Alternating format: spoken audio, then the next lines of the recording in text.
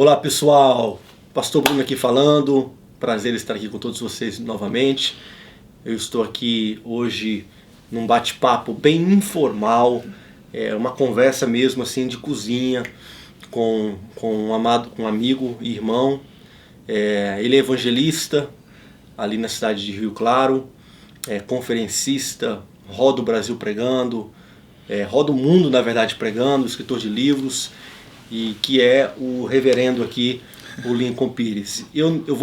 No nosso bate-papo eu não vou ficar falando assim, evangelista, pastor, pregador, eu vou já direto, meio informal mesmo, Lincoln Pires. E também um motivo que eu chamei ele para esse bate-papo, ele está aqui na nossa cidade, passando um período, alguns dias na verdade, e a gente sempre está falando sobre livros. Uma das coisas que clicou entre eu e ele, entre, claro, o Evangelho de Jesus Cristo, também os livros, autores, troca de referências. Essa semana mesmo ele me indicou o livro O Vinho Novo. Eu já comprei, está chegando em casa hoje. Enfim, assim foi se formando uma amizade aí já de alguns anos. Então hoje nós vamos trocar uma ideia sobre alguns livros que estão aqui, sobre alguns autores que estão aqui, e vamos dar dicas de leitura, vamos falar sobre a importância da leitura, enfim, acompanhe aí, inscreva no canal e passe esse vídeo aí para outros pregadores, outros amigos da igreja, de grupos de WhatsApp, enfim, e seja edificado. Meu amigo, prazer ter você aqui. Prazer todo meu, pastor Bruno, alegria poder revê-lo, estar aqui com vocês, atendendo a igreja esses dias. Estar com vocês aqui é sempre um presente, um privilégio e uma bênção para a minha vida, viu? Muito obrigado. Fechou. E nas nossas conversas, assim, que eu falo conversas de cozinha mesmo, de sala, pós-culto, a gente está sempre falando sobre livros, né? Sim. Qual a importância aí da leitura na sua vida, no seu ministério? Sim, pastor Bruno. Já tem alguns anos já que eu tenho me dedicado e investido em livros. Já está comprovado cientificamente, e a gente podemos dizer até biblicamente, que a leitura é necessária e faz muito bem. Eu ainda me lembro dos conselhos, ou do conselho que o pastor Cesar que sempre utiliza nas reuniões de obreiro, que ele ouviu de outro pastor, ele repassa para a gente, um pastor ancião, e ele sempre fala para a gente que o bom pregador, ele precisa ler a Bíblia, livros referentes à Bíblia e o mundo à sua volta. Então, cientificamente já está comprovado que quando você lê, você melhora a sua leitura, claro, melhora a sua fala, porque o seu vocabulário aumenta, melhora a sua escrita, porque você tem acesso a mais palavras, a um vocabulário maior, e melhora também a sua inteligência. Paulo escreveu para Timóteo para persistir em ler. Pedro também escreveu para a gente crescer na graça e no conhecimento do nosso Senhor Jesus Cristo. Então a leitura ela é primordial. Eu acredito que não somente os cristãos, mas todo ser humano deveria ler e ler muito. Que bom, que bom, que bom. Uma pergunta, só aquela conversa mesmo. Sim. Qual foi o primeiro livro que você lembra aí, que você leu, que te impactou? Que te apaixonou pela literatura, que te apaixonou por esse mundo? O primeiro livro que eu me lembro que eu li, que me impactou, foi Mártires do Coliseu. Top. Mártires do Coliseu. Inclusive eu emprestei para uma pessoa de Marília, ela não me devolveu. Gente, não se empresta não livro, empresta. Reverendo, não se empresta, você dá logo, porque não vai voltar mesmo. Eu não caio mais nisso. Não, eu acabo dando mesmo, porque eu já peguei essa daí. Então, Mártires do Coliseu, significa que você gosta de história? Sim, eu gosto muito de história, principalmente por você aprender lições, né? Extrair lições para aplicar para a vida e até mesmo para utilizar em um sermão, em uma aula de escola bíblica dominical, em um culto de ensino, até mesmo para aconselhar alguém, edificar alguém, e quando se passar por um momento similar, né, ou de repente alguma dificuldade ou fase, você lembrar aquelas histórias para você saber como se portar, ou pelo menos te instruir, te direcionar no caminho.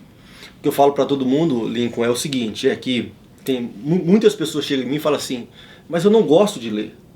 me dá sono, é chato. O que eu falo para todo mundo é o seguinte, pessoal, você tem que achar o tipo de leitura que vai te cativar.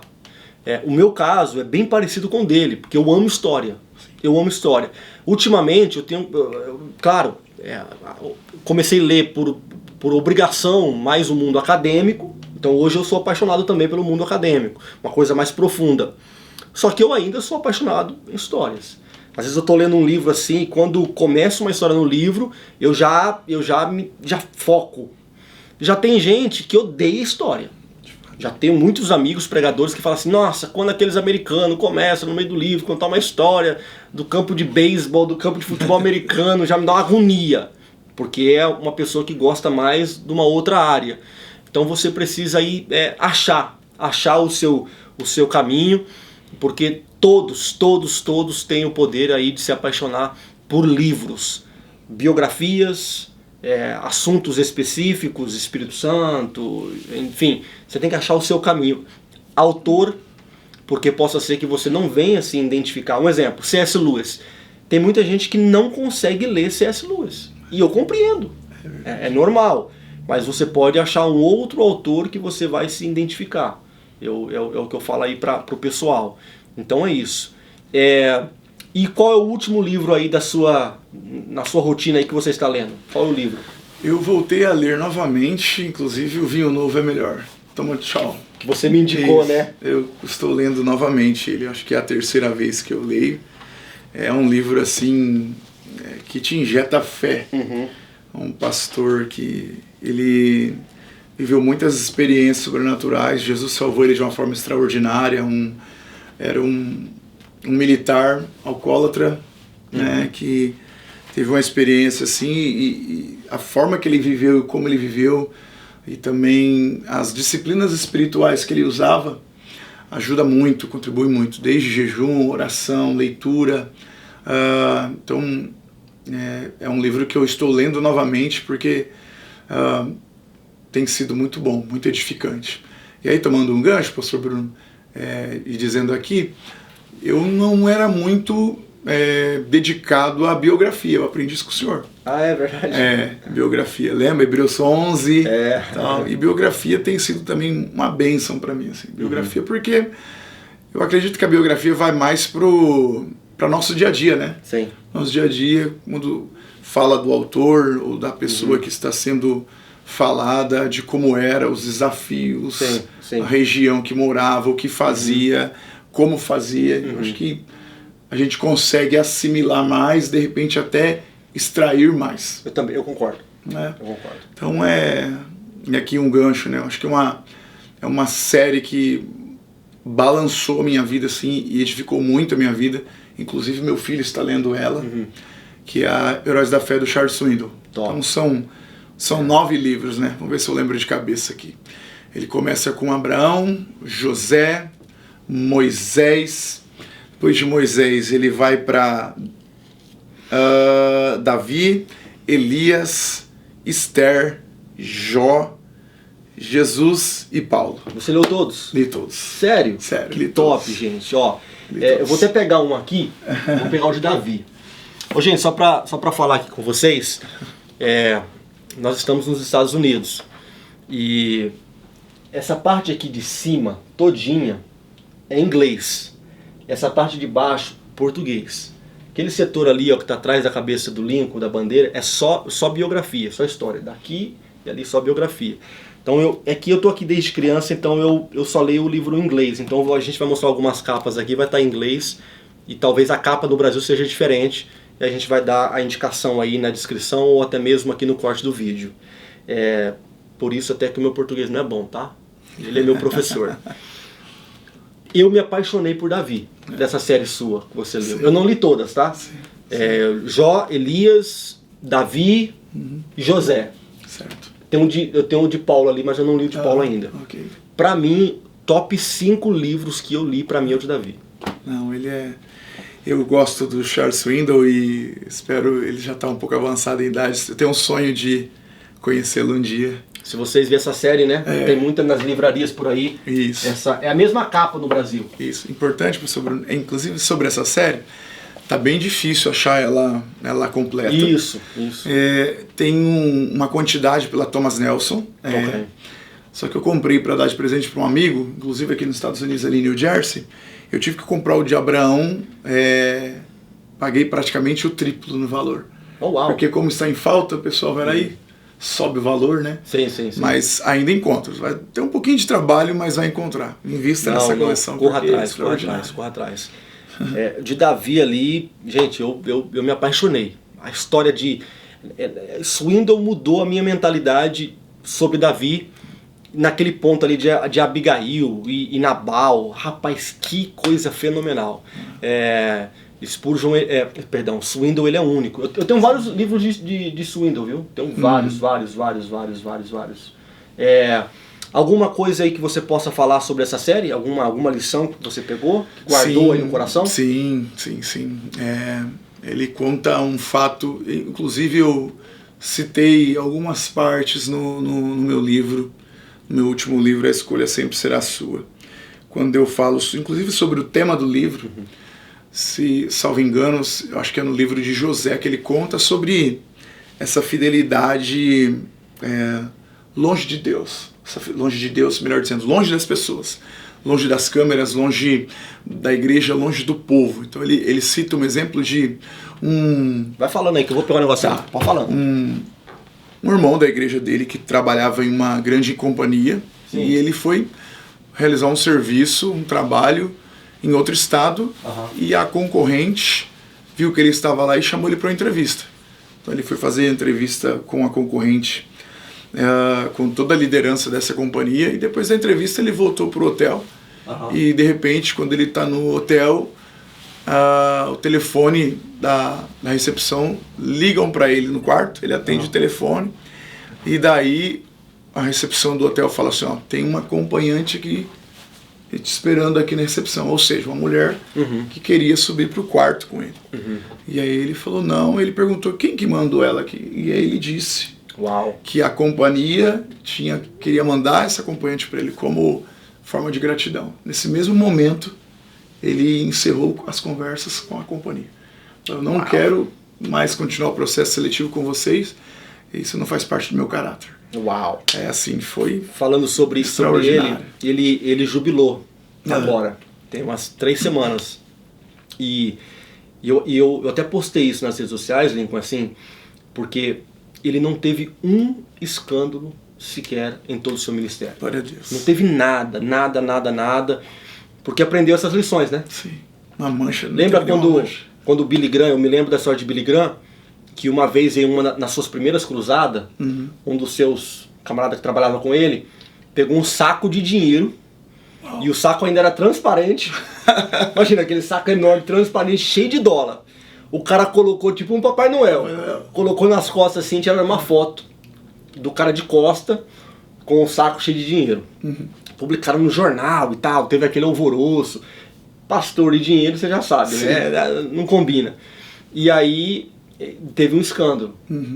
E aí ele sentou com a sua equipe e fez as suas regras. Certo. Finanças, mulher. Ele não entrava no elevador se tivesse uma mulher sozinha lá dentro. Muito bom. Ele deixava o elevador ir subir sozinho, descer sozinho, e ele pegava o próximo, entendeu? Porque era uma regra, nunca estar em um lugar sozinho. Então, resumindo, Charles Swindle está encerrando a sua carreira, hoje acho que está com 91 anos de idade, ou 90, e com um ministério assim, sim, sem ter o que falar. Essa do Billy Graham que o senhor falou é muito legal. Eu escutei uma dele que um dia entrevistaram ele, a repórter, falou para ele assim, Pastor Billy Graham, se o senhor estivesse com uma mulher no quarto, o senhor resistiria? E ele disse assim, não, eu não resistiria. E aí a repórter falou assim, mas então o que você faria? Ele disse, eu não entraria no quarto. Uau! Aquilo ali foi extraordinário. Exatamente. Aproveitando que estamos falando de Swindle, eu quero indicar um. Sim. Que é fora da série, tá, gente? É esse aqui, ó. Eu já olhei aqui, já olhei 2. Mas esse aqui é de Neemias. Ele não tá na coleção. Ele não tá na coleção dos heróis da fé sobre Neemias. Mas ele está falando sobre lições para líderes como foi. Então esse não tá na série, é uma capa totalmente diferente. É Hand Me Another Brick, ou seja, me deu um outro tijolo. Uau. Ou seja, o cara tá construindo tijolo por tijolo. Então esse aqui é fera, eu gostei muito. Mas teve um livro dele que aqui na América, eu vou dizer assim que revolucionou. Foi o livro que lançou ele. Que em português eu acho que o título é O Despertar da Graça. Sim. The Grace Awakening. Esse livro foi lançado, se não me falha a memória, nos anos 80. Nossa. No início dos anos 80.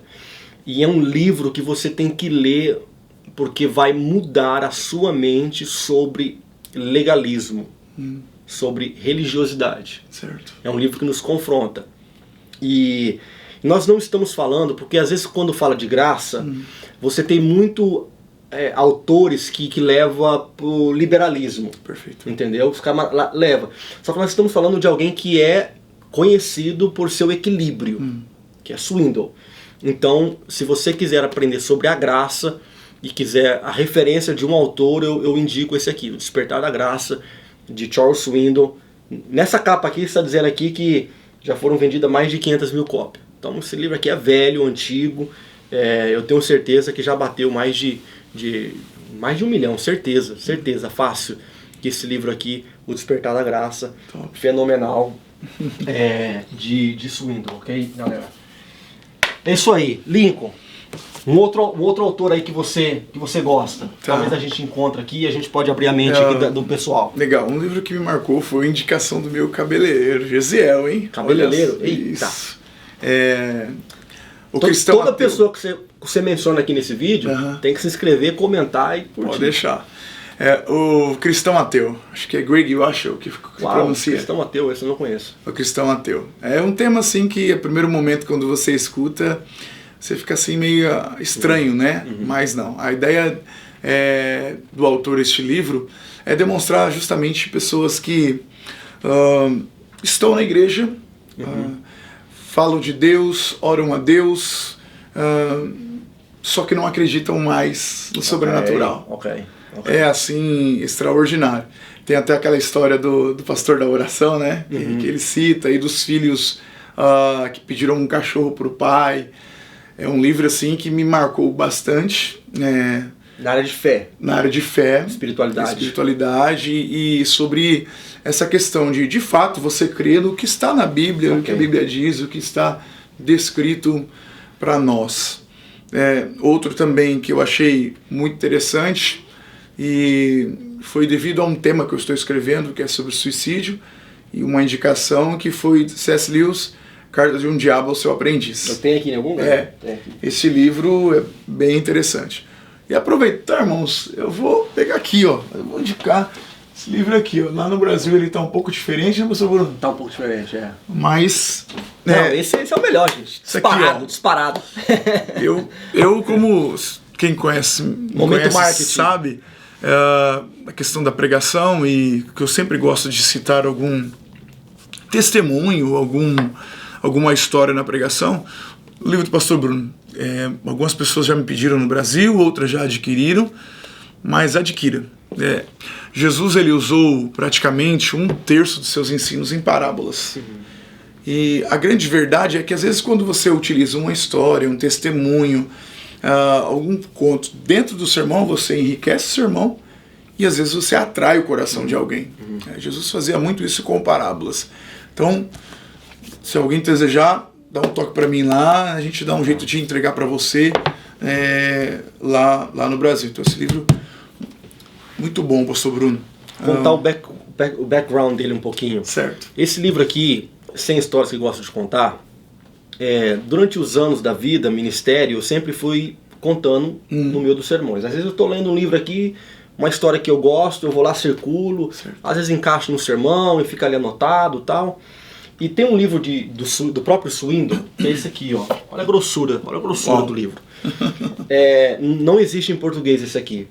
São ilustrações, são histórias, ilustrações e frases que Swindoll também foi colecionando durante o ministério dele. Legal. Então ele fez aqui muito separado. Um exemplo, ó, no começo aqui, vamos supor, assunto sobre aborto. Aí você vai na página tal, aí tem lá, tipo, 10 histórias sobre aborto. Uau. Assuntos sobre raiva, ódio, adultério. Aí tem lá algumas histórias sobre adultério. Então ele fez isso. Ele conta apenas a história. Certo. Nesse daqui, o que eu fiz? Eu escolhi 100 histórias que eu gosto de contar, Ok. um versículo base para ele, a história e uma aplicação. Legal. Às vezes eu inverto, coloco a aplicação e depois a história. Enfim, e tem muita gente que né, tá gostando do livro, usa como devocional, né? Bacana. Cada dia lê uma história sim, tal, sim. tal. Dá pra fazer isso, muito bom. Então, e o poder do livro é isso, né? Sim. Abre a sua imaginação, não é? Perfeito. Eu li um livro, tal, gostei do formato, falei, opa, vou fazer um negócio legal aqui, vou fazer um negócio parecido. A leitura abre a imaginação nossa. E a leitura contribui também, né, pastor Bruno, muito para a pregação, né? Principalmente quem Muito. deseja pregar, tem desejo episcopado, vamos dizer assim, né, como Paulo escreve. Eu acredito que aquele que tem desejo de pregar, de ensinar, ele precisa ler. Ele precisa ler. Não tem outro caminho, não tem outro jeito. Não tem como, porque daí você vai ter argumento, você vai ter assuntos, você vai ter o que falar, né? O que pregar, o que ensinar. É necessária a leitura. Uma pergunta difícil, só pra gente pontuar aí no meio dessas indicações aí de livro. A minha estante eu tenho uma desculpa, porque eu resido aqui na América, mas se eu for na sua biblioteca, lá na sua casa agora, Certo. e a gente pegar lá, separar lá, vamos supor, 100 livros, 500 livros, qual que é a porcentagem de autores americanos na sua estante? Um chute aí, um chute. 80%. 80% Eu americanos. acho que até mais. Talvez até mais.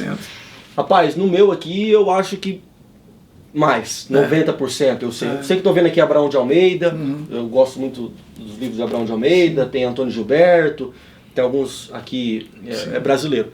Agora, por quê?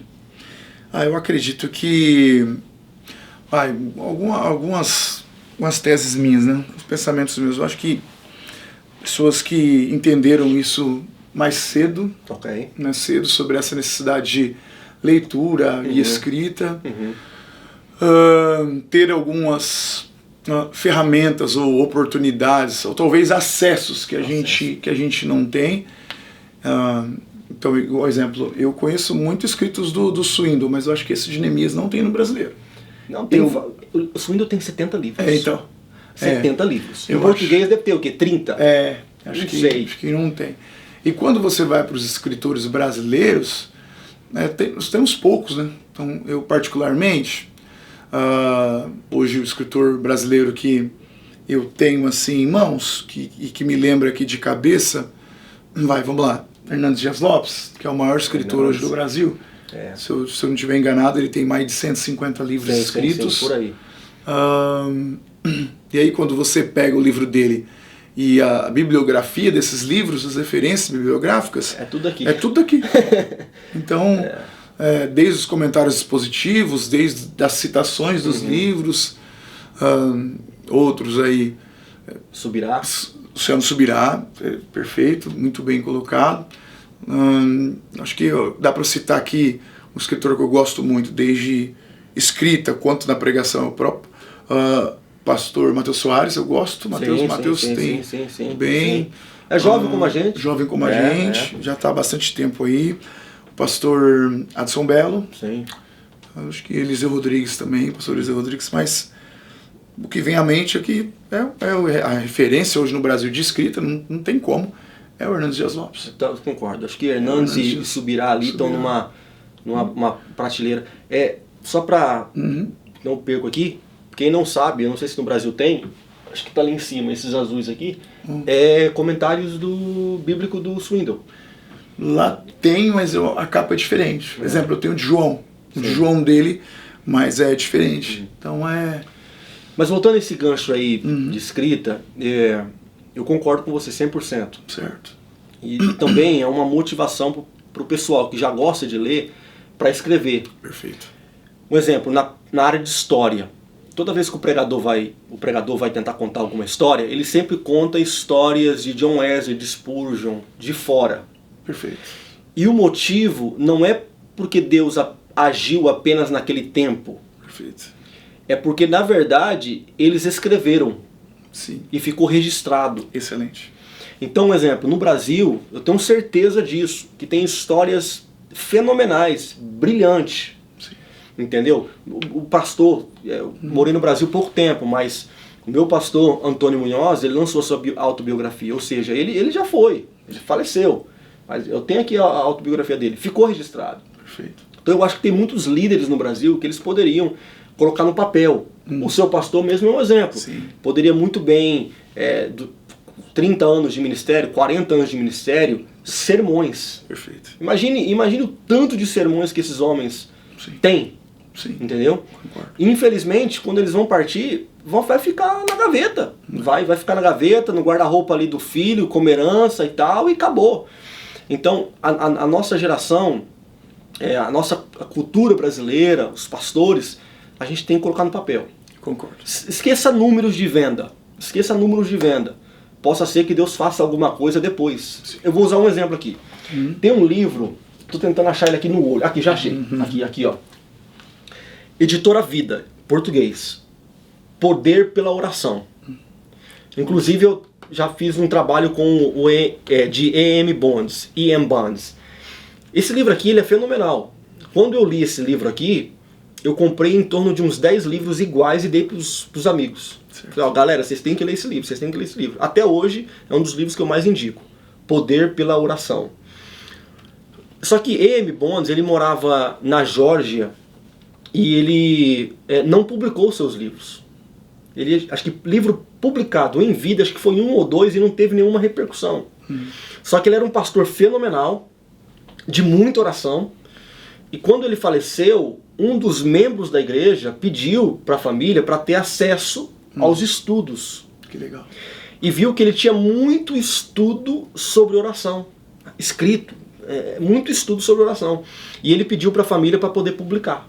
Legal. E foram publicados, se não me falha a memória, posso errar aqui, gente, mas em torno de 9 livros sobre a oração. O poder da oração, o efeito da oração, a disciplina de oração e tal. Resumindo, explodiu. Qualquer pregador que vai falar sobre oração, é impossível não citar E.M. Bonds. De fato. Nas redes sociais, vira e mexe, você vê alguma frase de E.M. Bonds. De fato. Então, assim, ou seja, ele ficou famoso depois. Porque alguém que pegou o seu material. Então, só usei como exemplo, escreve, coloca lá, coloca no mercado, coloca aí no mundo digital, Sim. no Amazon, tem Google, Apple, whatever, deixa aí. Porque alguém, um dia ou outro, vai ser edificado. E faça todo o trabalho de marketing aí para poder ter muita saída. Sim. E tal. Fazer uma pergunta para você aqui sobre livros. Certo. Deixa eu fazer uma pergunta para você. Duas pessoas conhecidíssimas no mundo evangélico, com pensamentos diferentes. Certo. Eu quero saber a sua opinião. Okay. Timothy Keller é um dos maiores escritores do século XXI. Okay. Livros fenomenais. Qualquer livro de Timothy Keller, galera, pode comprar, que é certeza de uma boa leitura. Conhecido como o C.S. Lewis do nosso tempo. Faleceu há pouco tempo atrás. Ele disse assim em uma entrevista que ele esperou muitos anos para depois lançar o seu primeiro livro. Porque ele disse assim, é mais vantagem escrever depois, porque a minha mente vai estar mais formada, eu não vou ter vergonha do que eu escrevi bobeira e sou uma pessoa completamente diferente.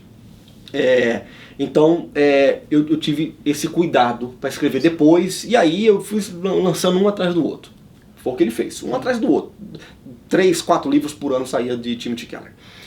E aí, em contrapartida, nós temos um David Wilkerson, que lançou A Cruz e o Punhal com 28, 29 anos de idade. Lançou um livro que fez muito sucesso no Brasil, chamado Toca Trombeta em Sião. É um livro que explodiu. Também escreveu ali com 30 e poucos anos de idade. Mais novo do que a gente. Resumindo, qual a sua opinião sobre isso? O que você acha? Sim. A sua motivação? Eu acredito que é verdade, mas não é toda verdade. Sim. Por que eu estou dizendo? Porque vai depender muito do tema, pastor Bruno. Do tema, do assunto a ser tratado. Eu acho que essa pessoa que for escrever, ou que deseja escrever, e sempre está escrevendo, tem algumas ferramentas ou alguns métodos para garantir que não tenha erros ou alguma heresia, vamos dizer assim. Sim. Enviar para algum amigo para ler, pedir para alguém fazer uma correção teológica, uma correção ortográfica, né, uma diagramação correta. Eu acho que nós estamos em constante aprendizado. E isso varia muito, né? Imagine alguém que comece lendo aos 10, estudando aos 12, aos 15, teologicamente falando.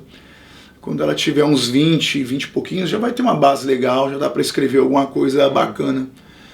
Mas também escrever sendo mais velho, como disse Timothy Keller, eu acho que também é válido. Você vai ter uma formação melhor, né? Você vai ter pensamentos mais ajustados, temas mais ajustados. Eu acho que é verdade, mas não é toda verdade. Concordo até porque, não sei se vocês pegaram, mas Timothy Keller, ele toca em assuntos delicados. Perfeito. Então, para a idade dele, perfeito. Para o currículo dele, perfeito. Para o currículo que ele construiu, pastoreando no interior, depois pastoreando numa grande metrópole como Nova York. Então, ele estava preparado para aquele assunto. David Wilkerson, ele tratou sobre uma experiência de vida, foi mais em termos de história. Um exemplo, eu não me sinto preparado com a minha idade, 36 anos de idade, para escrever sobre liderança. Ainda não. Entendi. Eu acho que eu tenho que ter uma bagagem ainda mais sobre liderança, lidando com pessoas, para depois eu escrever sobre, entendeu? No seu caso, você está sempre lidando com muitos adolescentes, muitos jovens, você está fazendo um trabalho de pesquisa agora sobre suicídio, ou seja, entendeu, pessoal? Então, eu só estou querendo aqui quebrar um preconceito, primeiro, contra autores brasileiros, segundo, contra autores jovens. Perfeito. Então é só pra quebrar aí, comprar um livro daquele, perdão a expressão, daquele moleque, daquele jovenzinho, não é bem assim. A minha pergunta é sobre o que ele escreveu. E pastor Bruno, colocou uma colocação, o senhor foi muito feliz aí, acho que é necessário. Tem muitos pregadoras, Sim. sabe? Boas, que tem um perfil assim, sensacional, extraordinário para escrever. Com certeza. E às vezes ficam com esse pensamento, como o senhor disse. Com esse pensamento. Preocupado por ser novo, preocupado com medo, vamos usar essa expressão mesmo, com medo do que vão falar, com medo de não serem bem aceitos. Sim. Vença isso. Sim. Acho que sabe, pastor Bruno? Escreva. Sim. E claro, né? Peça ajuda para quem já sabe, para quem já escreveu. Procure alguém que te direcione no caminho. Porque o tempo vai passando, você não vai escrevendo, de repente perdeu tempo, né? Perdeu tempo. Leu, escreva, apareceu alguma coisa, escreva, deixe registrado. Eu particularmente eu tenho um caderno na minha casa e também utilizo muito o computador para registrar tudo, sabe? Tava pensando em tal assunto, tal dia, bum, eu volto lá. Eu volto lá na anotação, deixo página dobrada, coloco marca-página, risco, anoto, escrevo do lado. Porque, poxa vida, quando estiver pensando no assunto ou for escrever, você já tem alguma coisa para você pesquisar, para você consultar. Muito bom ponto. Eu falo esse ponto porque eu vejo esse pensamento muito rodando às vezes pelo Brasil, eu escuto isso. Só que na verdade, às vezes, eles estão lendo livros de americanos que são jovens. Só que eles não sabem. Excelente. Eles não sabem. Eu vou usar um aqui. Eu me apaixonei recentemente por um livro. Aqui, ó, é o mesmo autor. Aqui, ó, o mesmo autor. Vou pegar 3 dele aqui. Mark Batterson. Eu vou dizer que ele é um jovem. Vou dizer, 40 anos é jovem. Mas isso ele tem hoje. 40 e poucos anos ele tem hoje. Só que ele começou a escrever já tem muito tempo. Já tem muito tempo. E hoje ele já tem vários livros e New York Times bestseller. Uou. New York Times bestseller. Então qualquer livro do Mark Batterson você pode comprar. Isso aqui é tipo entrega total, vencendo o dia. Olha só. 3 palavras essenciais para a vida: obrigado, desculpe e por favor, please, sorry e thanks, obrigado. Ou seja, essas palavras são transformadoras no seu dia a dia. Então assim, mas ele, o que parece ser motivacional, mas ele é um pregador muito bíblico, ou um escritor muito bíblico. Então assim, é jovem. E ele já está rodando pelo Brasil, ele tá explodindo pelo Brasil. Então só para defender aí a nossa idade, beleza, galera? Então vamos lá. Você falou sobre, só para indicar mais livros, você falou um pouco sobre biografias, você indicou bastante aí das séries do Heróis da Fé. Tem algum outro? Sim. Outra biografia que te marcou? Sim, A Luz da Eternidade. Eita! Leonard Ravenhill. Tá por aqui, gente. Tô caçando. A Luz da Eternidade. Eu presenteei inclusive um pastor Marciano Rogério, pastor presidente da AD lá em Teófilo Otoni. Não vou falar muito sobre esse livro não, porque o coração inclina um pouco. Eu fiz parte do projeto. Vai lá no Amazon agora e leia os reviews do A Luz da Eternidade, a vida de Leonard Ravenhill. Só leia lá os comentários, aí você vai acabar comprando. Eu estou procurando aqui uma baita biografia. 700 e poucas páginas? Por aí. É uma baita biografia e eu fico perdido aqui às vezes. Uma baita biografia, aqui achei. A Luz da Eternidade, a vida de Leonard Ravenhill, é uma história fenomenal. Galera, eu sou, só para falar um pouquinho aqui, Lincoln, eu sou fã de biografias. Eu tenho aqui, vou só pegar aqui alguns, tá? Pode ficar aí. Fica tranquilo. A vida de George Beverly. Esse aqui é o cantor, era o cantor oficial de Billy Graham. Os dois, esse velho aqui morreu acho que com 106, 107 anos de idade. Com 104, tem vídeos no YouTube dele cantando. 104.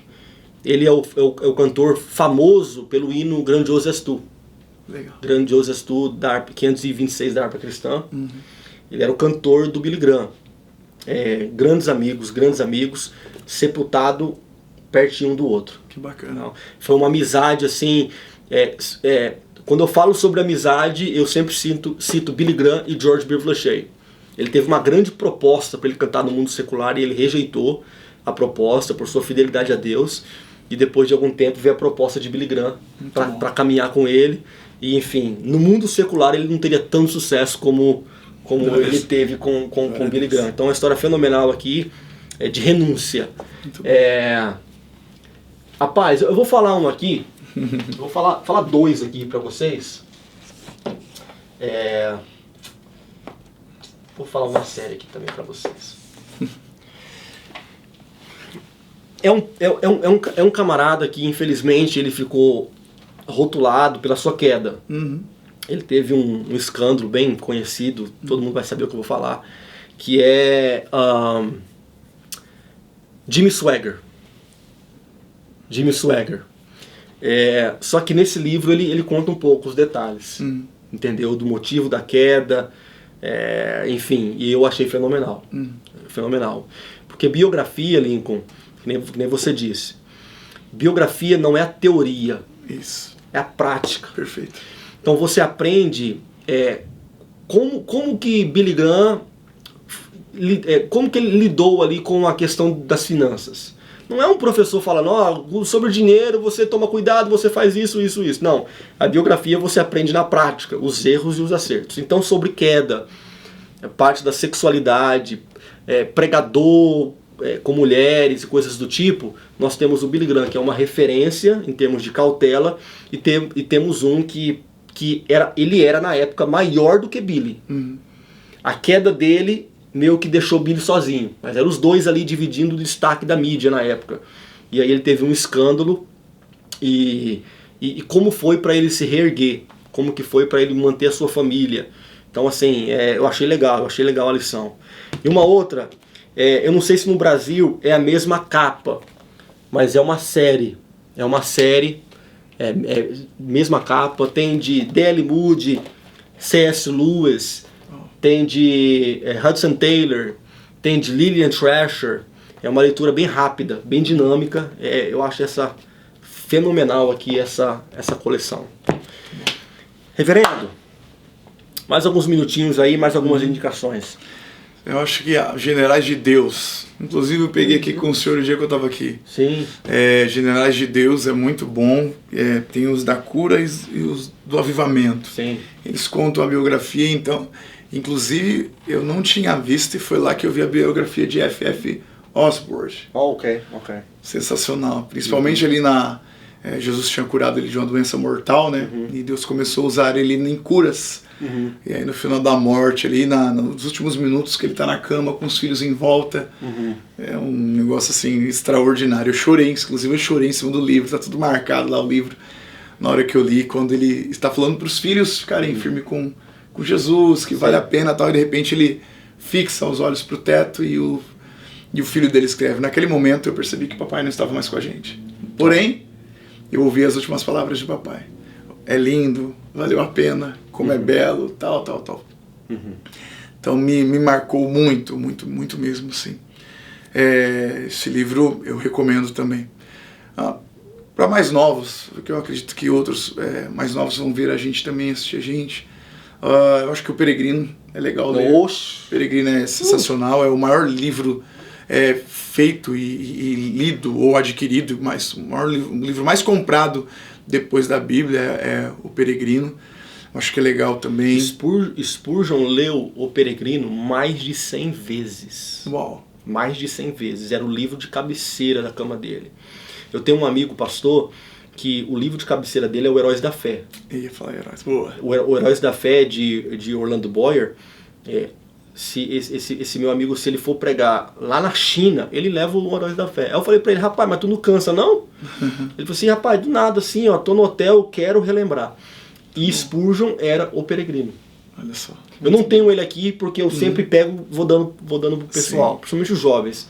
Mas o Peregrino. Se você não gosta de ler, ou está assistindo esse vídeo aí para algumas dicas, vai no YouTube e assista o filme O Peregrino. É top também, o filme O Peregrino. Aí tem também, pastor Bruno, no YouTube também A Cruz e o Punhal, do David Wilkerson. Tem também. Muito bom. Tem também, é legal, bom. Verdade. De graça. Não se compara ao livro. Não se compara ao livro. Nem o Peregrino, nem A Cruz e o Punhal. Não se compara ao livro. O livro é fenomenal. Fazer umas 2, 3 perguntas aqui para finalizar. Você disse aqui no início desse bate-papo nosso, acho que foi o seu pastor que disse assim, que o pregador, que o bom cristão tem que viver na Bíblia, em livros sobre a Bíblia e o mundo à sua volta. E o mundo à sua volta. Sim. Qual o livro do mundo à sua volta? Vamos sair da igreja um pouquinho. Qual o livro fora que também você gostou, que você poderia indicar? Tá.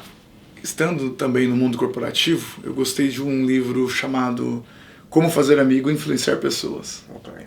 É um livro muito bom. Lembra o autor ou não?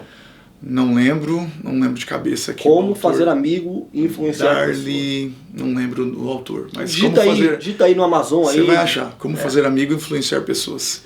E o outro também é um best-seller, assim como esse, O Poder do Hábito. O Poder do Hábito. Um livro. Inclusive, ele diz que se você fazer algo por 21 dias consecutivos... 21 dias. Se você fazer algo por 21 dias consecutivos... Achava que era 3 vezes. Galera, tá fácil. 21 dias. 21 dias consecutivos você vira a chave, assim, vira um hábito. Vira um hábito. Legal. Só que tem que ser os 21 dias consecutivos. Legal. Aí ele cita exemplos, fala por toda a visão da ciência lá no cérebro e tal, traz pesquisas, até pesquisas em animais e tudo mais.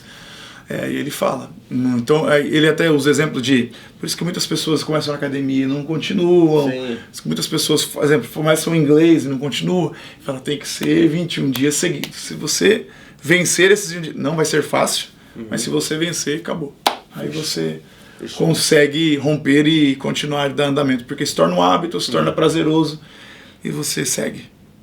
Mais algum outro que vem em mente? Acho que 2 que... Eu acho também a Arte da Guerra. Arte da Guerra, não me lembro do escritor. Arte da Guerra, você vai... falar, não sei se é esse que eu vou falar.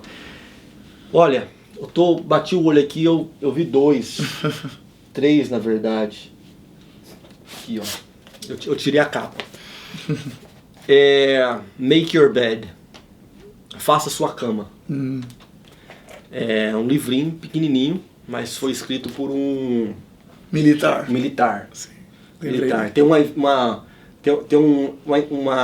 uma palestra dele que viralizou. Isso. Aí dessa palestra ele fez o livro. Então, um sermão seu pode se tornar um livro. Lá no Brasil, pastor Bruno, chama Arrume a Sua Cama. Arruma a Sua Cama? Arrume Legal. É perfeito, muito bom, tá excelente. É William McRaven. E eu achei fenomenal porque o poder da disciplina. Militar tem tudo a ver com disciplina, né? E faça sua cama. Se o dia foi ruim, se não aconteceu nada positivo durante o dia, não tem problema. Você vai chegar em casa com a cama arrumada. Pelo menos uma coisa você acertou no dia. Isso aí. Que foi arrumar a sua cama, né? Minha esposa vai gostar de falar isso pra mim também. Porque eu não sou tão fiel a isso, não. E olha que interessante isso que o senhor falou. Essa questão de disciplina, né? John Wesley, metodista. Método. Metodia. E isso dá para aplicar para a vida espiritual. Oxe! Essa importância de você ter disciplina e método. Sim. Ali, orar todo dia, ler a Bíblia todo dia.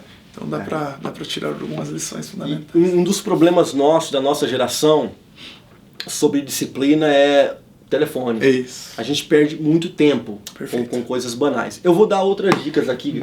Gente, eu encontrei um autor que eu achei ele fenomenal. Eu vou só bagunçando aqui em instante, depois quero ver arrumar. Vai ter que falar de disciplina, né? As Leis da Natureza Humana. The Laws of Human Nature. Pai, livrão. Dá trabalho. Fenomenal. Fora do nosso mundo, mas como pastores, como cristão, você tem que pegar o peixe e jogar o espinho de lado. Mas eu vou lendo e vai vindo versículos na minha cabeça. Porque na verdade as leis da natureza humana eu comparo com o comportamento humano. Ele vai falar aqui sobre gratidão. Ele vai falar sobre pessoas tóxicas. Ele vai falar sobre líderes narcisistas. Então assim, eu consigo fazer um encaixe. Então eu indico Robert Greene. Fenomenal. E só para você entender o quanto eu gostei desse livro, porque quando eu gosto do autor, eu vou procurar todos os outros livros dele. Aqui em cima tem um monte de Charles Swindoll, aí eu tenho de Jerry Bridges, fenomenal, eu tenho de Charles Stanley, tem uns 5, 6, Mark Batterson também tem um monte. Então quando eu gosto do autor, eu vou e compro um monte. Aí eu comprei mais dois, eu não li os dois ainda. Eu li metade de um. As 33 Estratégias de Guerra. Tem em português, tá? Esses livros aqui que eu tô falando, eu sei que tem em português, tenho certeza. Fenomenal para líderes. Tem muita coisa pesada. Tem muita coisa que não se encaixa a um verdadeiro perfil cristão de um líder. Mas é fenomenal, porque nós estamos em guerra o tempo todo. Perfeito. Entendeu? As 48 Leis do Poder.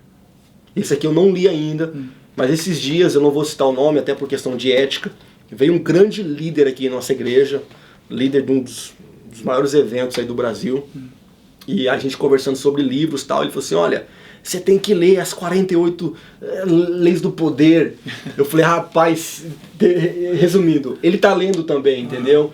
Então é pra gente entender aí um pouquinho sobre influência, sobre liderança. Então eu indico para todas as pessoas que estão lidando com outras, professores de escola dominical, pastores, microfone na mão, pregando, vocês têm que ler esses 3 livros. Vocês têm que ler esses 3 livros, porque é um pouco do mundo aí da psicologia, tá? E é um mundo que a gente está lidando mais do que qualquer outro tempo. Estamos falando muito sobre traumas. Estamos falando muito sobre rejeição, suicídio, é um tema que você está estudando. Estamos falando muito sobre isso. Estamos falando muito sobre pessoas amarguradas. Nós somos a geração das redes sociais, né? Então, assim, todo cristão tem que entender um pouquinho aqui desses 3 livros aqui, desses 4 livros, desses 3 livros de Robert Greene. Robert Greene. Tentando ali ler em português. Tô com uma outra pergunta para você assim em mente.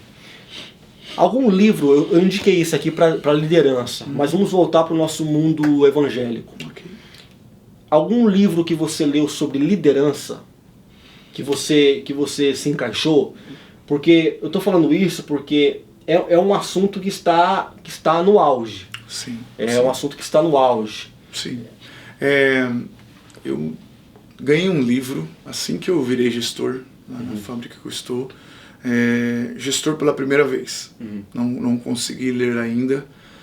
Mas o nome do livro é Gestor pela primeira vez. Legal, então, legal. Bem bacana, um design bem bacana. Inclusive foi um presente da minha antiga gestora, Bruna Haberman.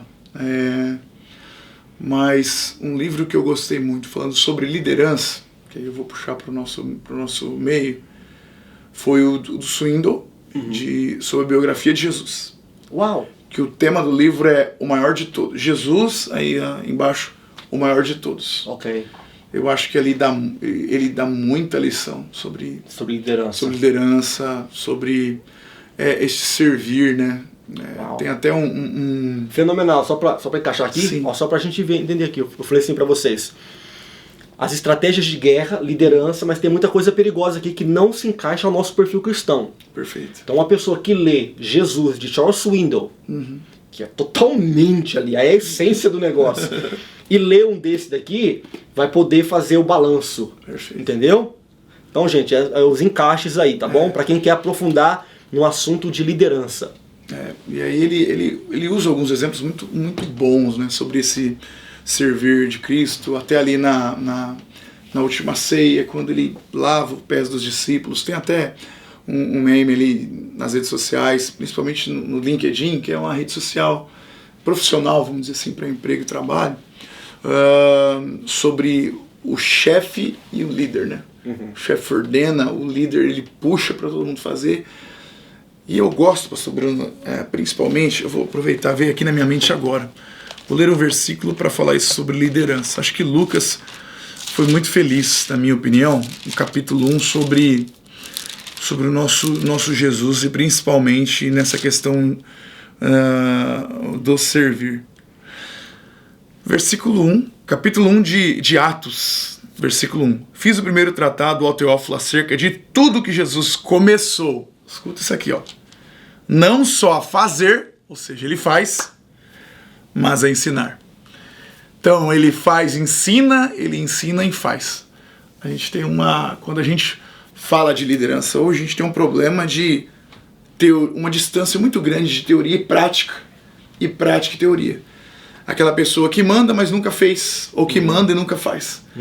E por outro lado, nós temos uma liderança de Cristo, uma liderança do nosso Jesus, o maior de todos, como disse o Swindoll, que faz e fala e faz. Fenomenal. Então eu sinto essa distância, sabe? Então é preciso. Então o líder ele tem que estar muito ali. É lógico que a gente tem que tomar cuidado com os galhos que saem disso, né? Da liderança. Sim. Tem líder que ele quer fazer tudo, ele quer... Sim. Desculpa a expressão, né? A gente tá aqui num papo bem... Já até sei. Bater escanteio, cabecear, pegar no gol e bater pênalti. E apitar. Não dá, não tem como.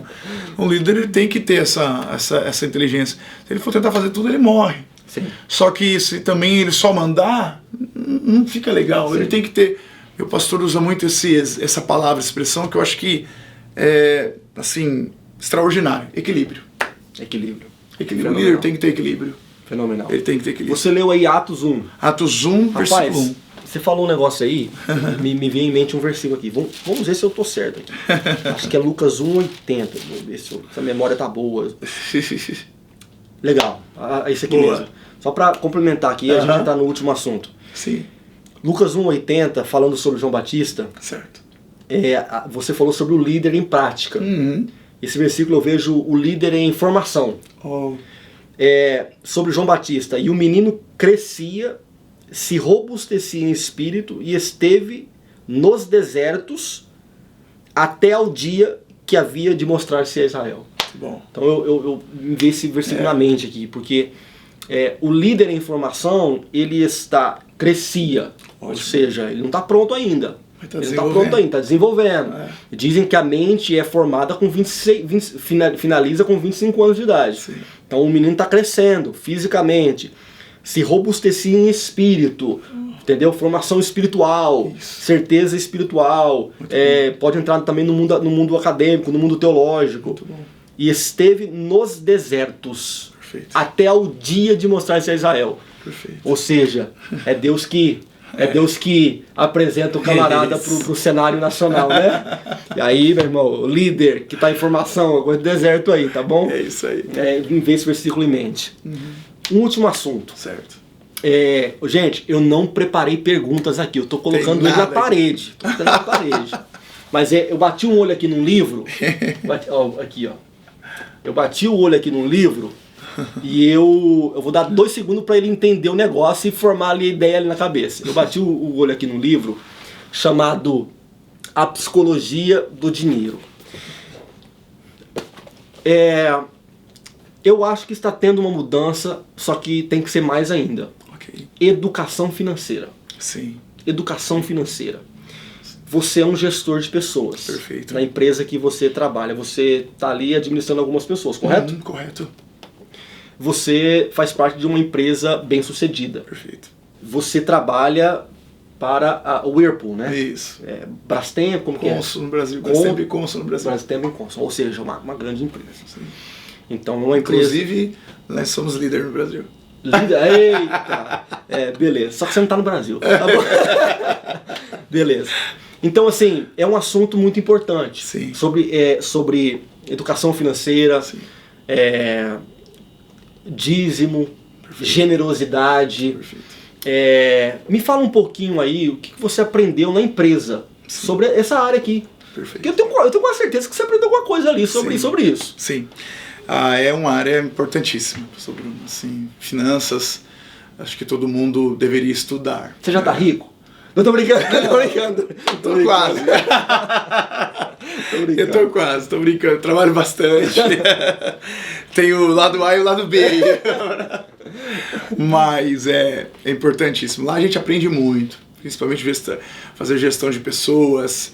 E aí você tem outros clusters que é qualidade, segurança, produtividade, se você é desafiado a fazer mais com menos. Isso para você desenvolver. Você ganha, a empresa ganha e todos ganham. É de suma importância. É uma área que eu estou aprendendo e estudando. Inclusive ganhei uma indicação, eu ganhei da minha ex-gestora, ela me abençoou muito com isso. O Homem Mais Rico da Babilônia. É um livro secular. Sei. Famoso. Famoso. É indicação, assim, sobre... Ele trata muitos pontos importantes que são necessários para a nossa vida. Principalmente que a gente vive num tempo que compramos o que não precisamos para agradar ou para mostrar para pessoas que não têm necessidade. É uma grande realidade, né? Lá na minha casa, eu só tenho o trabalho, graças a Deus, hoje de colocar o dinheiro. E a dona Fabiana que faz o cuidado do dinheiro. Resumindo, ela que manda. Eu só ponho o dinheiro. Você admitiu isso publicamente. Eu ponho o dinheiro e ela cuida. Tá. Acho que eu tenho bastante coisas assim para mais o dinheiro. Acho que talvez eu não daria conta. Sim. Mas é algo necessário. A educação financeira. Muitas pessoas sofrem, muitas pessoas vivem no limite. E, gente, eu sei que quem está assistindo talvez vai dizer assim, eles estão falando isso lá dos Estados Unidos e tal, e não encaixa, realidade diferente. Não é. Estou aqui nesse país 27 anos. Perfeito. E eu posso afirmar, e sim, muitas coisas são diferentes. É verdade. Mas eu vou falar uma coisa para você. O problema às vezes não é o ganhar. É o gasto. Exatamente. É o gasto. Aqui nos Estados Unidos, só para título de informação, eles separam... O americano gosta muito de estatística. Ele é fenomenal. Eles são fascinados com estatística. Perfeito. Você viu na última eleição agora de Trump contra Kamala Harris, que tudo ele está... Os brancos votaram 52%, entendeu? Os hispanos votaram tal. Eles são muito de estatística. E aqui eles dividem por fase. Tem o que é chamado de Baby Boomers. Certo. Baby Boomers é aquela geração que veio após a Segunda Guerra Mundial. Essa geração de Baby Boomers, que a gente fala no Brasil que é os raiz, que nasceu ali em 1940 e pouco, 50, 60, são aqueles camaradas que literalmente revolucionaram a América. E depois de um tempo, eu não sei o ano aqui exato, mas eu acho que de 82, 83, que já encaixa eu e você, é chamado The Millennials, que vai acho que de 80 a 2000. Depois tem o Gen Z, enfim, tem outros aí que eu não vou me recordar agora. E o que acontece? A minha geração e a sua, de 80 até 2000, que é os Millennials, é a geração que gosta de se mostrar. É a geração que gosta de se mostrar. Os nossos pais não estavam nem aí. Tava nem aí, é roupa simples, comprou um carro novo, beleza, fechou e tal. Eles eram mais simples na questão do olho gordo. Os millennials, porque nós fazemos parte da primeira geração que já pegou a rede social. Sim. E por a gente ter pego, porque um exemplo, na época dos baby boomers, dos mais antigos, do raiz, o vizinho comprou um carro novo. Beleza, o vizinho comprou um carro novo. Mas como você é vizinho dele, você sabe que o carro novo que ele comprou não é parâmetro para uma vida bem sucedida. Porque os filhos estão nas drogas. Yeah. Porque a casa é briga toda hora. Que a polícia aparece lá toda hora. Porque você conhece. Já a minha geração e a nossa geração, Lincoln, é a geração que só apresenta o lado bom da vida. Isso.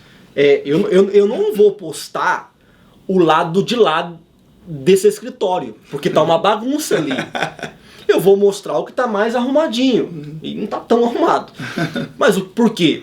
Porque nós preocupamos com a imagem. Ninguém vai postar todo descabelado. É normal isso. Então é o apresentável. Isso. Então a gente consome isso. Olha, fulano tá nos Estados Unidos, tá num carro novo, tal.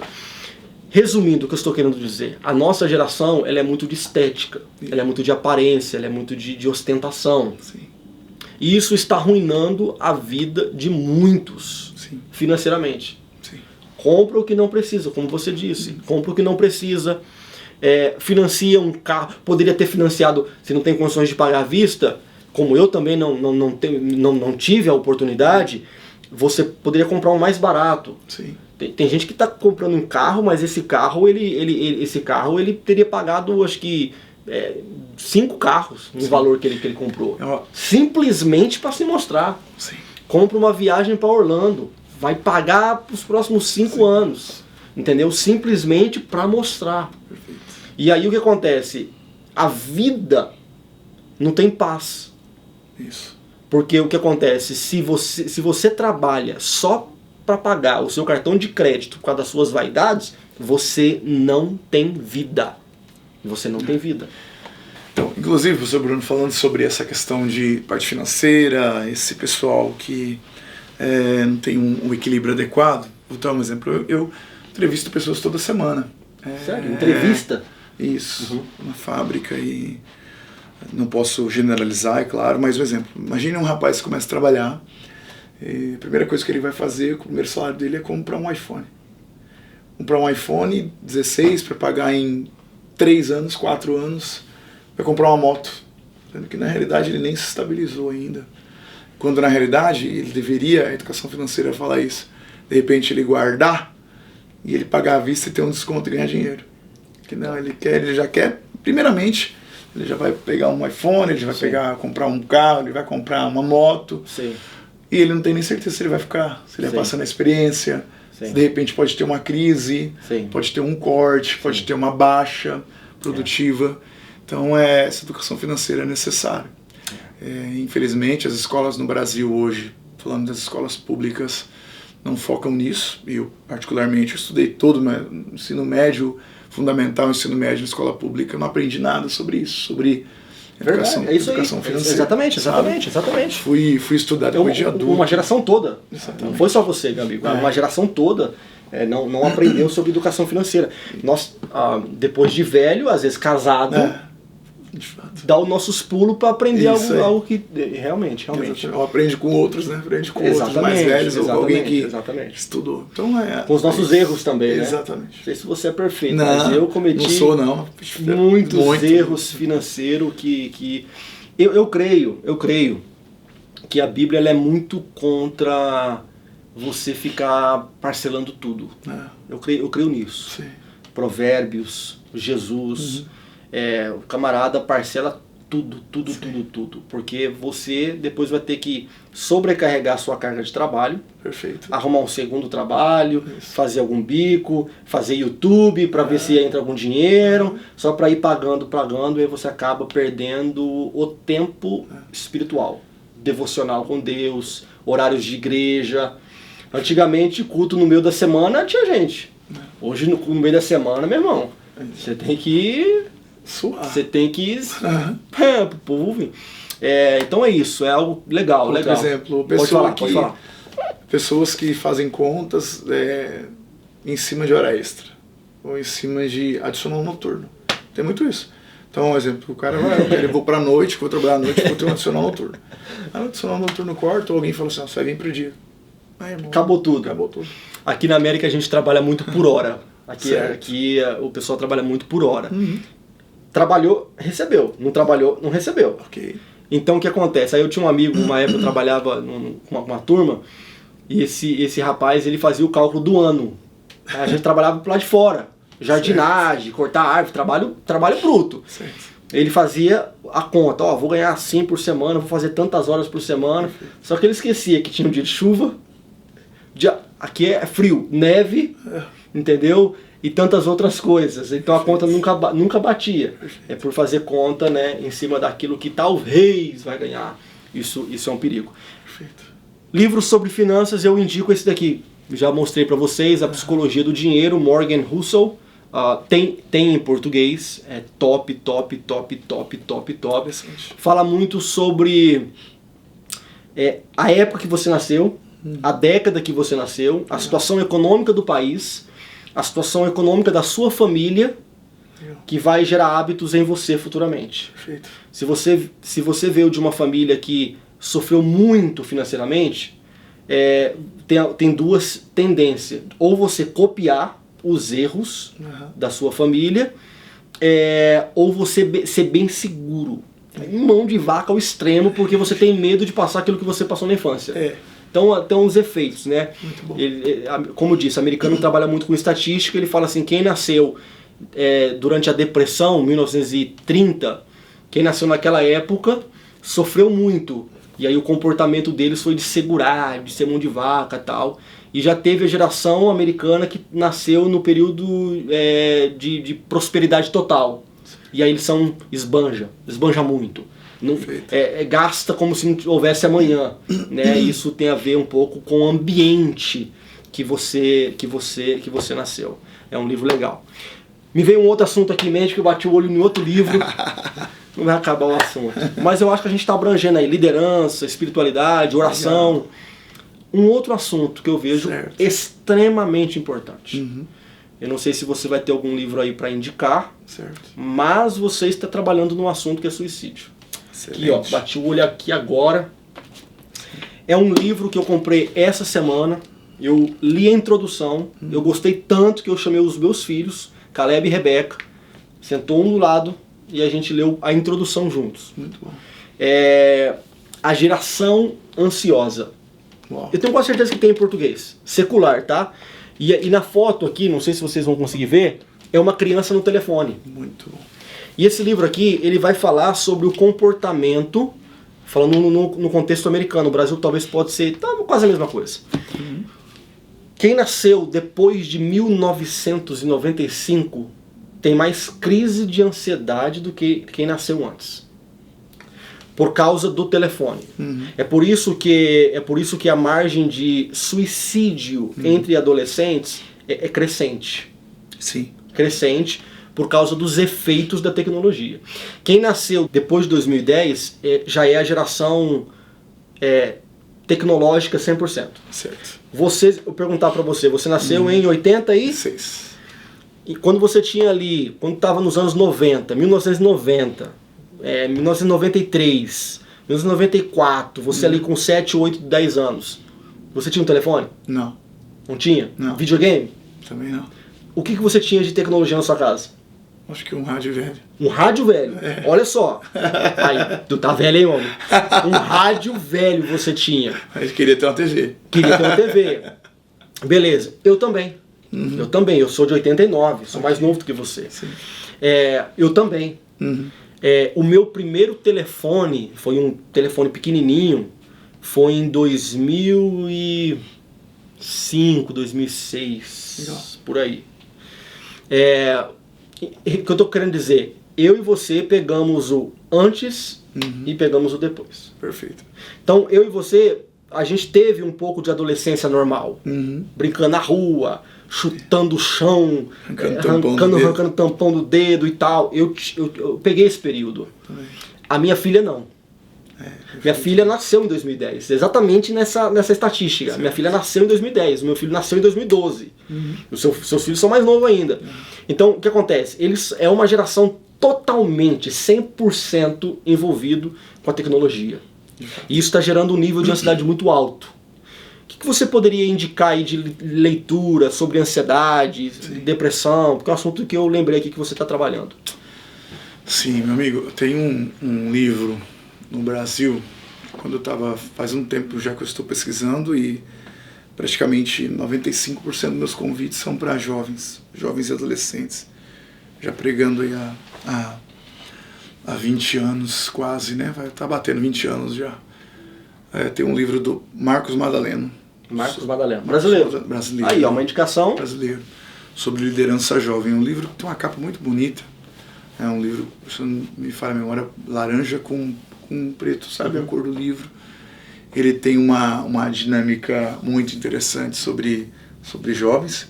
O marketing do meu também, a escolha sempre será sua. Verdade. Tem aqui também. Peraí, tá por aqui. Vai falando aí.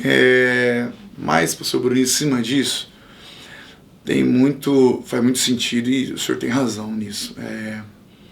Hoje, falando de suicídio, o maior número hoje é a tendência à adolescência ali entre 13, os números maiores 13 a 30 anos. 13 a 30 anos são os maiores números. Olha que dado interessante. E aí pega 95. Que pega 95, exatamente. Lembra? É isso aí. A cada 45 minutos, nesse momento que nós estamos fazendo aqui esse podcast, nesse exato momento, a cada 45 minutos uma pessoa tira a vida no mundo. Uau! Em 2020, a palavra mais procurada no Google, isso aqui é interessantíssimo. A palavra mais procurada no Google em 2020 é como me matar sem sentir dor. Uau! 2020, ano da pandemia. Exatamente. Então, tem um acúmulo de fatores. Então, como o senhor bem disse, tem a geração da tecnologia, a geração que não foi criada como a gente, de estar no meio da rua, jogando taco, como a gente diz, ela jogando bet, jogando bola, correndo, brincando de esconde-esconde, pega-pega, não tem. São filhos que estudam, casa, escola, casa, tempo que está na escola, estudando, mas o tempo que está em casa. E até na escola hoje a tecnologia está sendo usada, tem que levar tablet, tem que, dependendo do colégio que essa criança estudar, levar celular para você. Pode usar o telefone, muita escola pode usar o seu próprio telefone. Sim, dependendo da série que você estiver, você já tem que usar o próprio tablet ou um notebook, né? Computador. E em casa é um videogame ali, é um tablet, é um celular, para tentar de repente distrair ou ocupar essa criança, ocupar esse adolescente, esse jovem. Meu conselho é equilíbrio, sabe? Equilíbrio mesmo sobre isso. Por quê?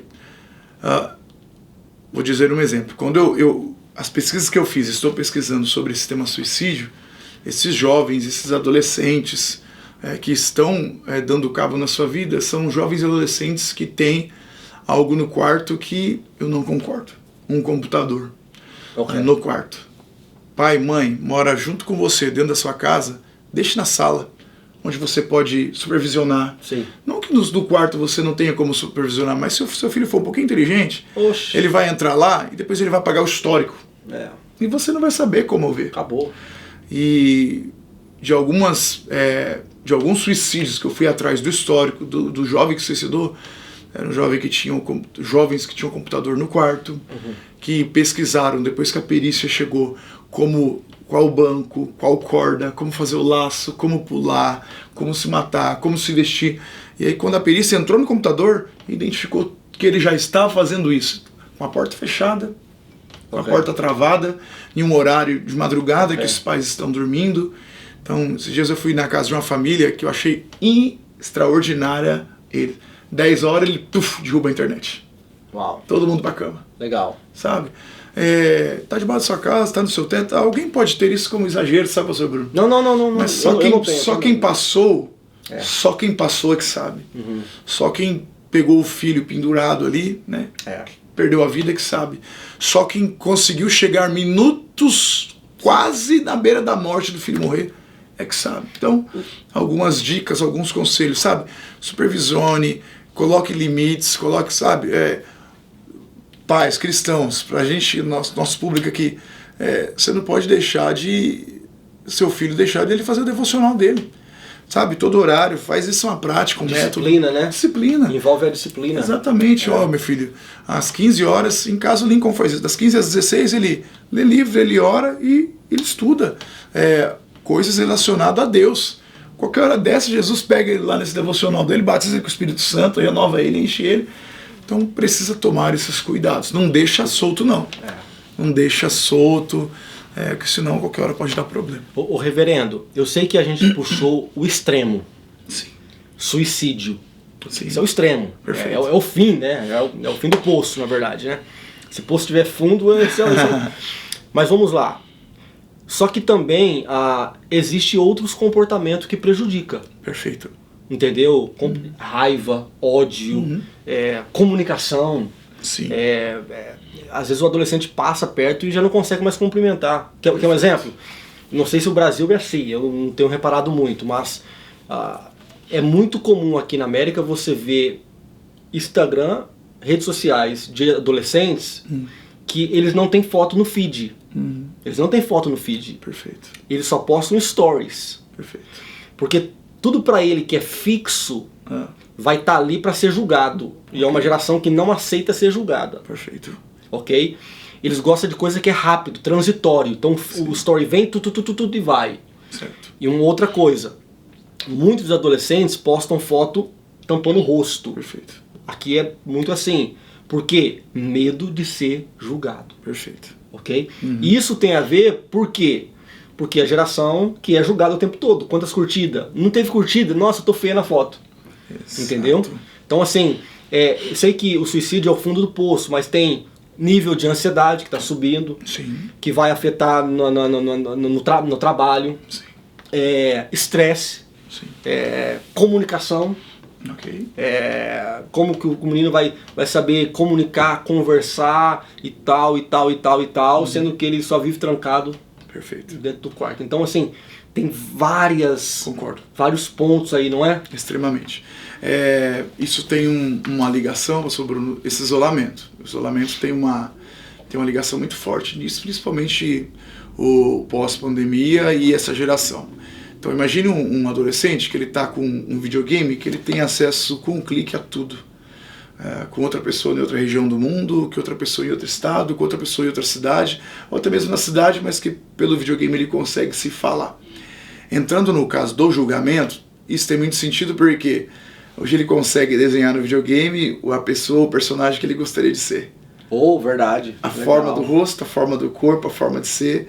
E tentam... Fantasia, né? A fantasia. Ele entra no mundo da fantasia e quando na realidade ele tem alguma limitação, às vezes o cabelo, às vezes o perfil, o estilo do corpo, às vezes até a própria cor de pele.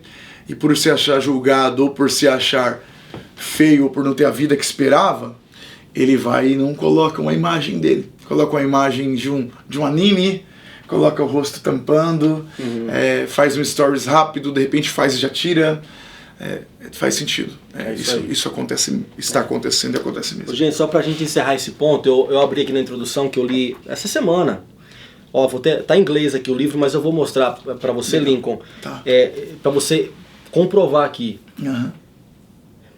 Depressão nos adolescentes. Ok? Cresceu meninas, mulher, 145% cresceu desde 2010. Então tem um crescimento de depressão de uma porcentagem de 145. Gigante. É muita coisa. Muita coisa. Em meninos, a mesma coisa, 161 desde 2010 em meninos. Problemas psicológicos, ansiedade, 134% a mais. Eu achei esse gráfico aqui fenomenal, Lincoln. Olha, ansiedade por idade, ok? Você vê uma pessoa com mais de 50 anos de idade, cresceu apenas 8% desde 2010, ok? Idade de 35 a 49, cresceu 52% desde 2010, ok? E idade de 26 a 34, cresceu 103% a mais desde 2010. 18 a 25, 139%. Muita coisa. Você está percebendo que a nova geração ela está sofrendo mais com isso. Sim. Tem um motivo. Tem um motivo. Tem sim. E o que a gente tem de novo é a tecnologia. Sim. O que a gente tem de novo E aí outro conselho, pastor Bruno, ocupe essas crianças, esses adolescentes, esses jovens. Tem que arrumar uma solução, né? Tem, pastor Bruno. Então, Exemplo, sabe? Põe um futebol, sim. numa natação, num esporte, que além de desenvolver fisicamente, competitividade, isso, perder, ganhar, toda a parte motora, né, desenvolvimento social. Exatamente, é necessário, precisa. E por favor, não vai naquele extremismo. Não, meu filho é da igreja, tal, mas peraí, ou você prepara ele agora, já começa a preparar ele agora, quando ele completar 18 anos e ele cair no mercado de trabalho, ele vai sofrer demais. O mercado de trabalho não tem piedade. Não tem. Desculpa a expressão que eu vou usar. Vai tomar um pau. Então, tem que já tomar essas providências, sabe? Utilizar essas coisas. Sabe? Coloca num futebol ali para se socializar, sabe? E outro ponto, agora eu vou puxar a sardinha pro lado da igreja. Uhum.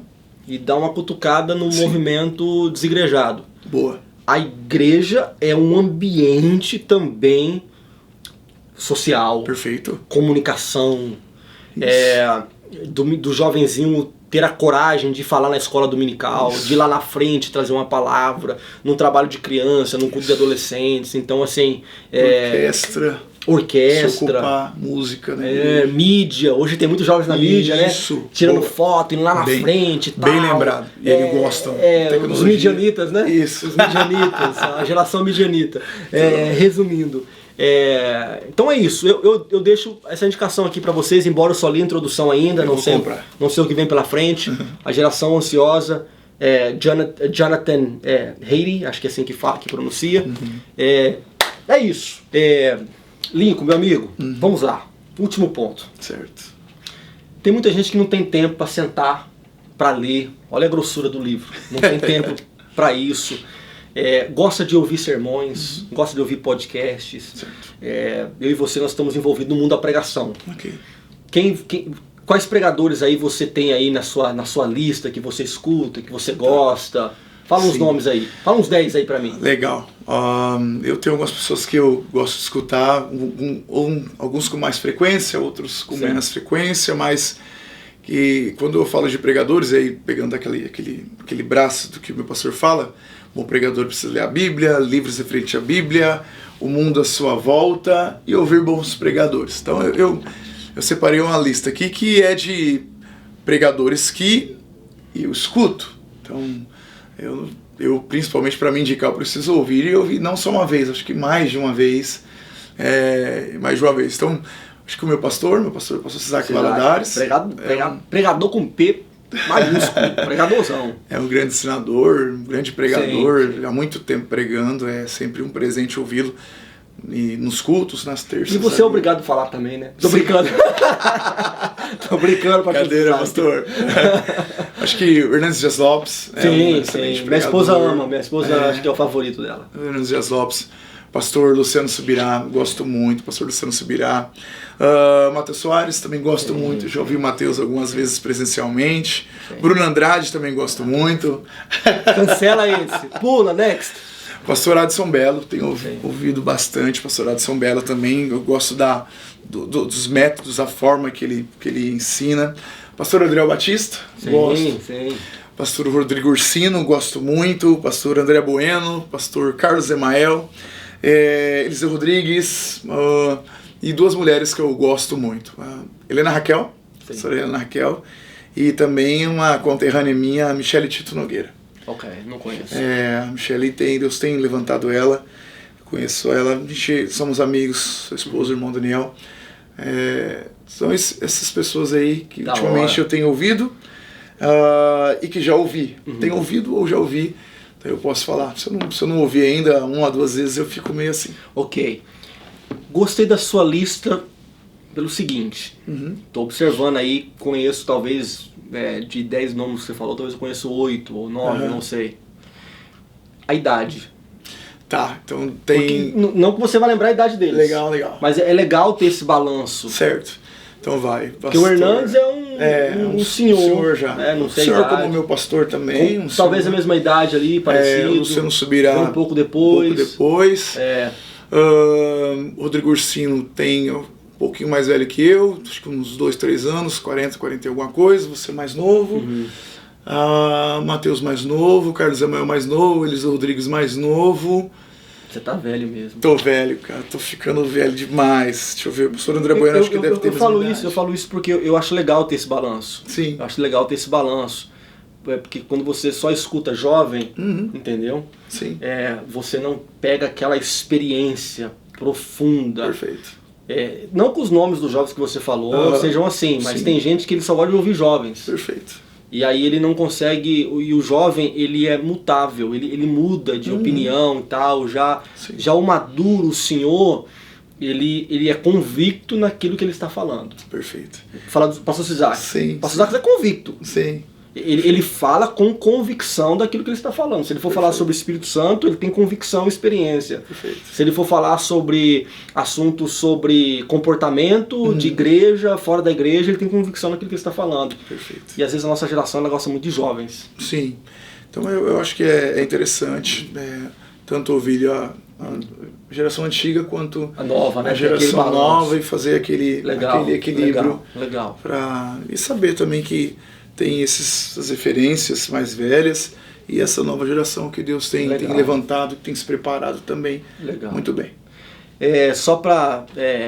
o meu mundo é um pouco diferente do seu, só para mim citar uns nomes aqui, o pessoal também que gosta de ouvir. Eu escuto Charles Swindoll, 90 anos de idade. Eu tô muito velho. Coron Callan, é um americano, mas tem sermões em português também. Ele tem 71 ou 72. Certo. O Tim Dilena, que eu tenho uns 4 livros dele aqui, tem 60. Não. São os 4 que eu mais escuto.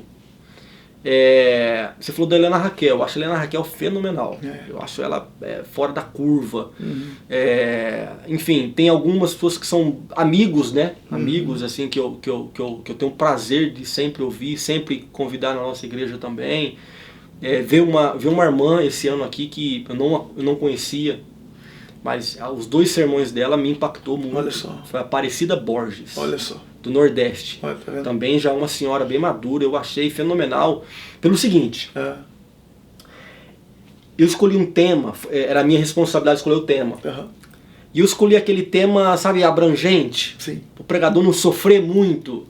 Entendeu? Sabe? Assim, o senhor é pregador, não vou deixar o que pregador preso. Eu vou abrangente, sabe? Era algo sobre adoração, sobre algo assim. Eu falei assim, eu vou escolher um salmo, um versículo que estava na minha mente de salmo, porque ela não é obrigada a ficar naquele salmo, mas ela vai. Rapaz, a mulher pegou o salmo e destrinchou o salmo. Debulhou. Nossa, é aquele salmo que ninguém lê, sabe? Eu falei assim, ela se dedicou para pregar no nosso evento. Muito bom. E ela, enfim, eu gostei muito, muito mesmo. Aparecida Borges. Gosto muito do Nilson Gomes, da seriedade, da postura dele. Eu acho um pregador com postura, aquela postura muito de Billy Graham, sem muita resenha, brincadeira, entende? Para me citar alguns brasileiros aí. Josué Brandão é um baita pregador, enfim, tem muitos outros pregadores. Isaac Valadares, enfim. Gente, vamos balançar aí, ó. Balançar podcast, balançar de idade, balançar juventude, ter aquele balanço assim legal, para que possamos aí crescer na graça, no conhecimento, aprender com os mais maduros. Reverendo, mais alguma coisa? Tranquilo. Acho que você tocou num assunto bem legal. Acho que temas de congresso. Nossa! Aí nós vamos ter que fazer um podcast exclusivo homilética, pregador. Só pra encerrar, galera, só pra encerrar. Não, nós vamos falar, nosso tema aqui é livro. E o camarada que convida um pregador e coloca um tema que não tem nada a ver com aquele pregador. É um absurdo.